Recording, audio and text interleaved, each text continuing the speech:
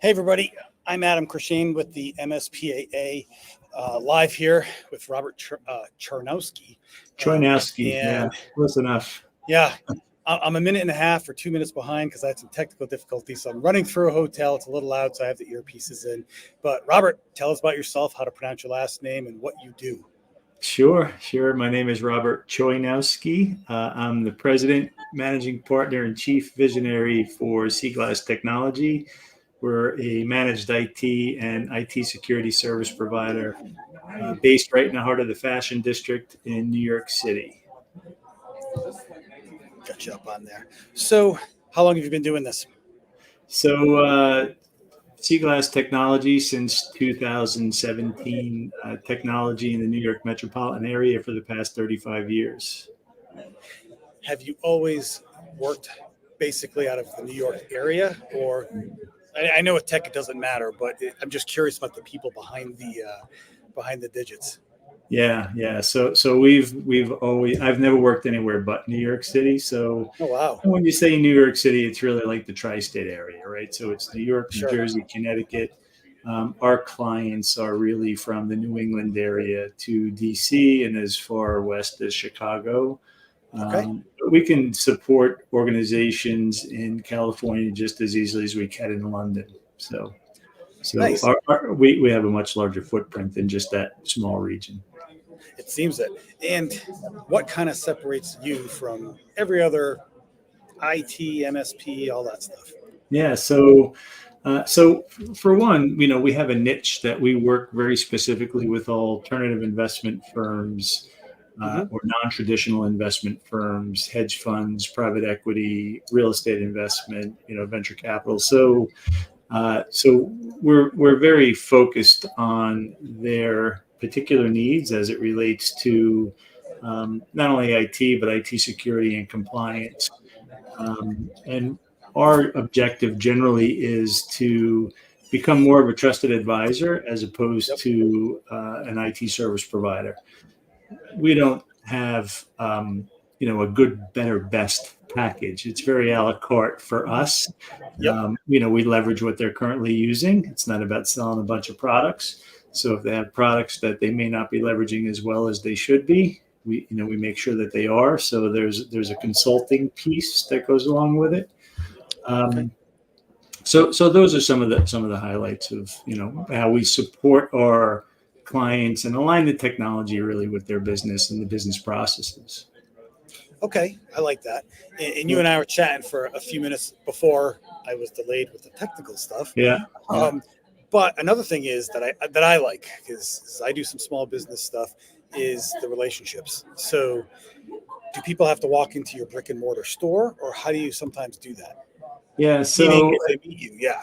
yeah. So I guess you're referring to what we were talking about. And to me, I said I'm very old fashioned, right? I like to meet face to face. And so there's no brick and mortar store. Of course, we have an office that we can meet in. But again, being old fashioned, we can either meet at my office or their office. And it doesn't matter where they are. If they're in New York or Chicago or Atlanta, I'm happy to jump on a plane to go to a meeting. I do it regularly because it really is about really cultivating that relationship and becoming the advisor that we genuinely and truly are, right? So. Yeah, well, and I love that, and I really appreciate it. So, yeah, you were like, hey, if someone's in a location not near me, I don't mind flying all the way to them. You said it nicer, but all the way to them, spend an hour or two or a day or two or whatever it is, and then go back home. And boom, that relationship, like I said, if you shake hands, have eye contact, all that stuff, man, it just makes it easier, just better. For us, it's about being able to provide the services that they need, but really to understand their business, not only from a technology perspective, but from a business perspective, like what their goals are, what their objectives are they growing, are they, planning status quo, what are their business objectives? So we have a lot of business conversations as well as technology conversations. Well, one thing, my job is the CXO, but one thing I see a lot of, and I've gotten this impression from you, is it's also about the culture of the company. So, I mean, if they're good people, they're trying to take care of their folks and provide, optimal service for their people, then you do the same for them.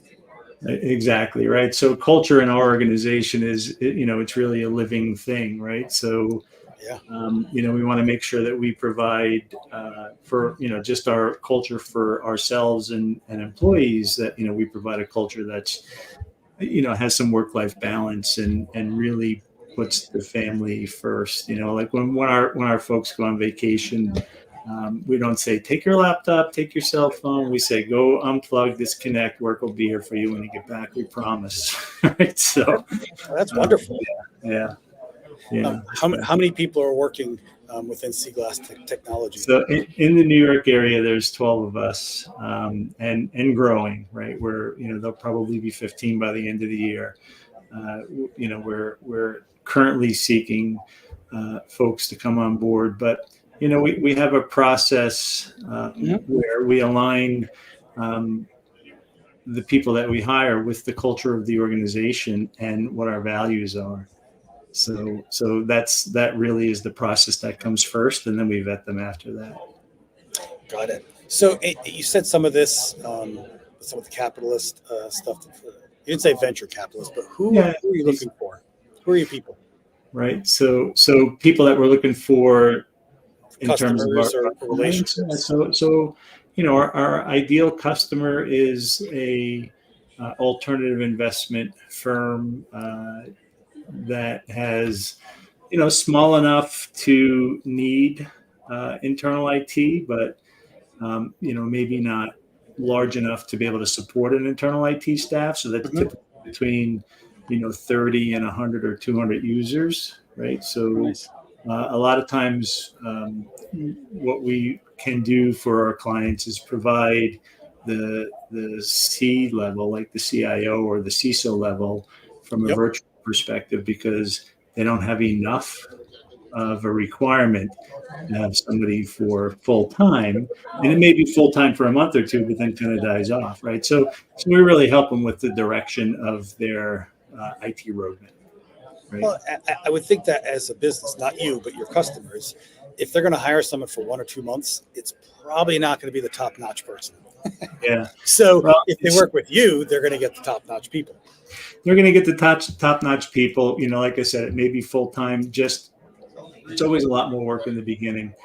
Sure. So everything initially when we start working with our clients, what we find is that they live in a very reactive environment, right? So it's a very break-fix world. So for the first few months, we have to make sure that we're automating and we're getting ahead of that break-fix so that we're maintaining properly. So it's a lot of work in the beginning, and then we can do more planning and spending less time on that after. So it's really about putting a maintenance model in place and then understanding the organization so that we can, create an environment that's cohesive for them and their employees. Sure. No, I like that description. We say the maintenance plan, because I tell people all the time, like, I'm involved in medicine. So if we're putting out fires and treating infections, it's important. You need someone who can do that, but it's better if you don't have that. So if you change their culture, they don't have to put out fires or fix broken things. Wonderful. Yeah. That stuff's still going to happen, but now we can focus on growth in positive actions and all that innovation stuff. Right? So it's really about spending more time being innovative and aligning the technology with the business, as opposed to being reactive to the technology and user issues and complaints. Right? It's just a healthier environment. Yeah. Well, and when you get involved, if I don't know that I'm dealing with an IT company of any sort, that's a good thing. It doesn't mean they're not being effective or useful. If I can't get you out of my mind, we got some problems. That's for sure, right? So that's one of the things we say, is that it's important for them to be able to take their technology for granted, right? So yes, it just works. How does it work? Not my problem. Right. That's Robert's deal. That's great. So what else should these medium-sized or bigger businesses, what should they want to know about you? What's something that you wished people asked you? So that's a really good question.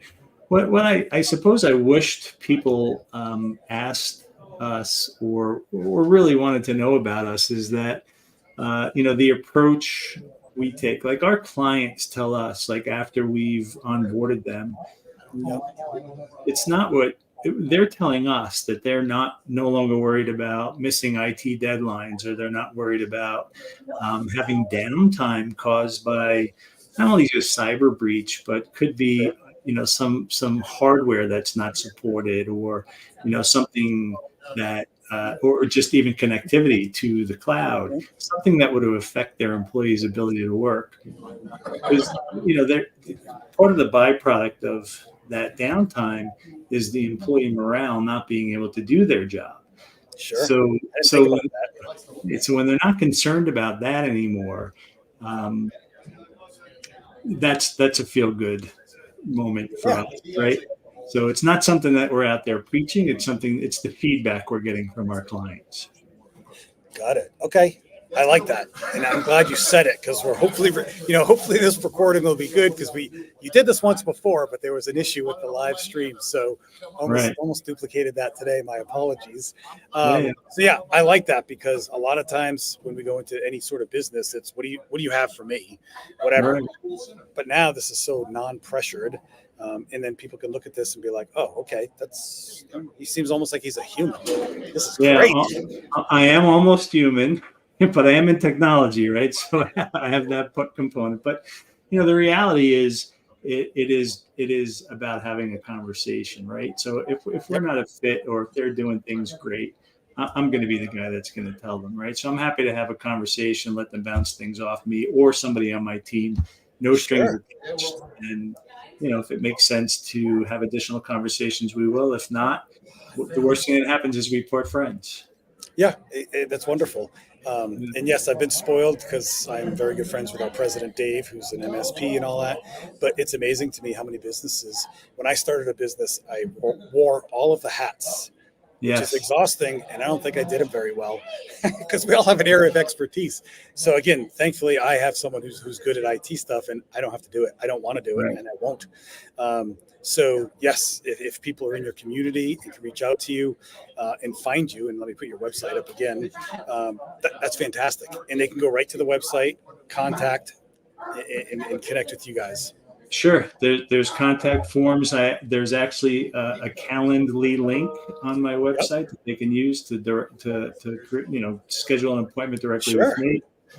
They can call me. I can give you my phone number. 212-886-0791 is my direct line. Happy to, if somebody wants to pick up the phone and call, that's great as well. Wonderful. Any last closing thoughts? Anything I didn't ask? No, I think you covered things pretty well, actually. So I appreciate that, and I'm happy for the opportunity that you've given us to talk about ourselves. So great. This is awesome, and we'll have you on our website. You'll have a profile. The video will be there. So check them out, Seaglass Technology. And until next time, okay, Robert? Yep. Thank you.